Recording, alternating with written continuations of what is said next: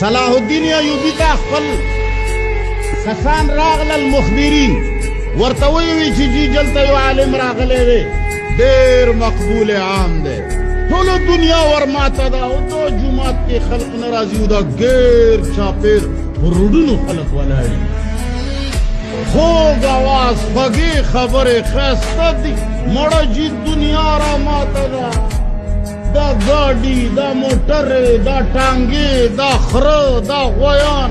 خو دې سورلو خلق راځي لکه دې دمدرو له چې راځي لکه دې پیرانو له چې راځي زمونږ دلته یو روټي خلاص دی لکه دله چې راځي داسې ډېر روټي خلاص ورته ووایي چې بلا شی خلق وله راځي صلاح الدین ایوبي ورته ووایي چې وایي څه دا سړی څه ګانې مانې وایي نظمونه څه شی وایي وایي جي خلقو ته بس دقه د منځونو دا د عبادتونو جي دا د ذکر او دا د صبر تلقین یاره جي بس چا سره زیاتی مه کوئ او بس جي چې ناست پې که نه او بس چا ته دنه ضرر ونه رسي ډېر بات نشته ګزاره پکار ده برداشت پکار ده دا پکې ما د ځان نه وایي خو مثال خبره ده یاره جی بس دا ذکر و فکر عبادت و منځونه او حجونه او بس الله سره ټوله ورځ مشغولتیا او خلق ډېر زیات مطمئن دی جي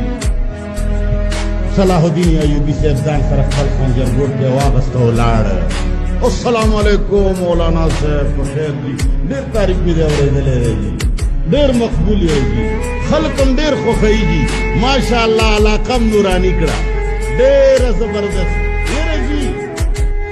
بس معلوم سے نصیحتوں کے جی حالات دیر خراب دی ہر طرف نہ پرفتن دور دے انگریزان پہ خلق مسلط دی او جی اغنا و دغنا مسلمانان دیر لان دے دے مسلمان نفی سکول پکار دی اب اورتے جی اللہ نے مدد وقتل پکار دی بس چکنا تفرید اللہ دیر لوی بادشاہ دے اللہ دا بدر فتح کے ان کے دے دا احد فتح کے ان کے دے اللہ حکومتنا آخری و خلقنا و بلے ورکی ربنا وقت پکار دا و بس جماعتونے چی آباد شیو جی و بس خانقاگانے چی آبادی شیو دا اللہ پاک دا تلاوت و دا عبادت جی اذکار اللہ نا وقت خنجر اور پس رو اس پک دا بتے دیکھا اور خنجر پدیر دے وطا کی توی حال ہوا را لگلے چاہے و دا طویلی چاہے دی دا کارتا هغه و چې کله ولید چې سر مې کس کې وته چې بس جی سر ته مې امان وي زی یهودو را لګلې مې جنټ جما چې مسلمانان په دغه شیانو باندې بس جی چې د عبادت ته ناست مسلمان ته سره دا کار کینه